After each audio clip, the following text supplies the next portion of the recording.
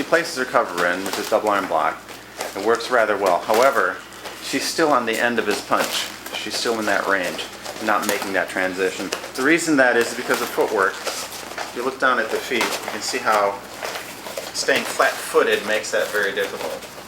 There are elements that would do for timing. So if we wanted to get her really, really quick on timing, what we're going to do is not have her move, and we're going to have him punch basically at her head, and she's going to do just the comb cover, or the double arm block rather, to keep her timing tight.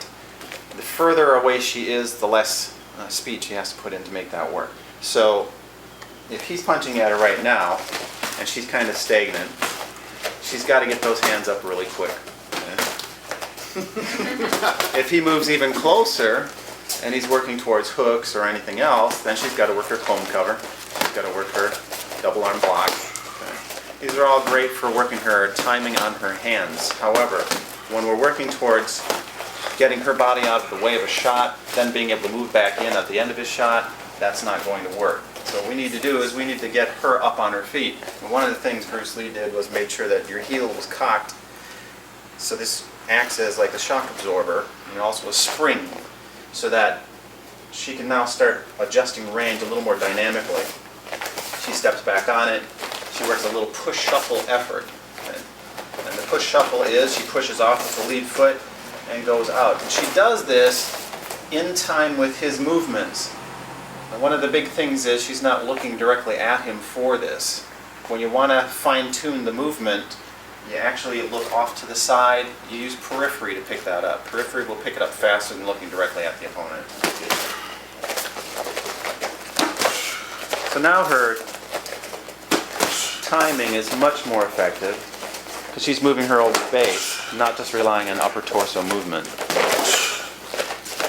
Her hands still come into play, just in case he has been faking his reach and actually go further than what he can do. This will frustrate him after a while because she's in time with his movement. Frustrating after a while. I'm sorry.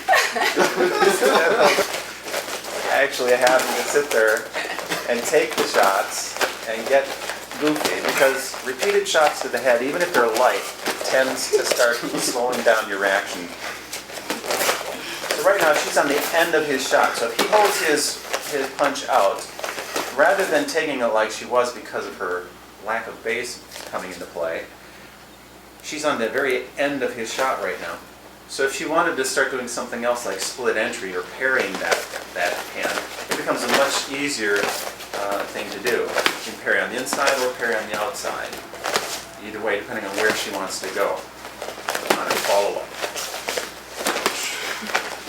So now, with her heel cocked like that, it also allows her the ability to come back on the end of his punch and enter to another range. Let's say she either wants to go back to boxing or she wants to start tying up. So on the end of it, she can now shoot back in much more efficiently and quickly. Because right now she's worked elements of reading his motion through peripheral, using the push shuffle both in and out to engage to a different range.